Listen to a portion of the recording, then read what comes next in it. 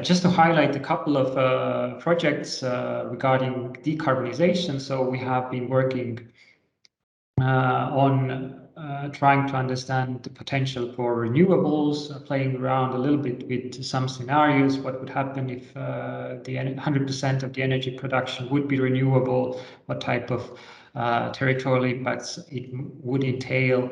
Also, we've been working with projects regarding some mitigation adaptation strategies, and also we've been looking at the impacts of climate change through natural disasters, and also how the different planning instruments could also try to better assess the impact and the carbon output.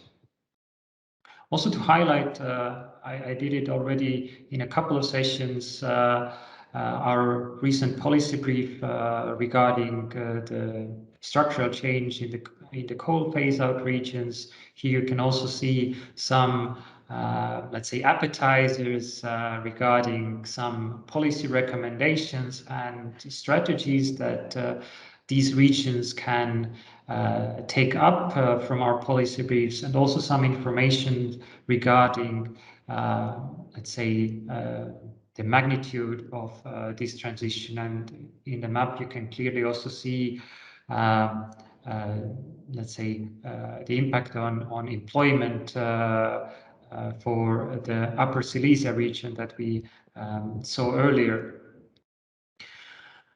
Also, we've been working broadly on topics related to structural transformations, regarding employment dynamics, regarding economic investments and economic transition, whether it's towards circular economy or whether it's more related to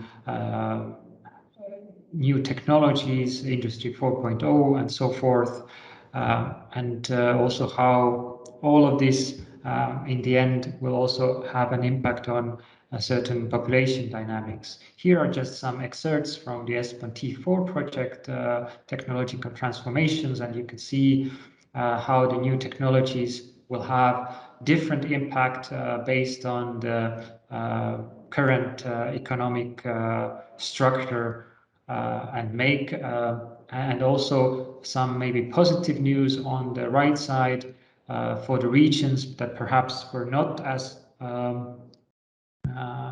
active and technology intensive during the last technological transformation, the transformation 3.0, but are, let's say, standing out and catching up in the latest technological revolution to some extent.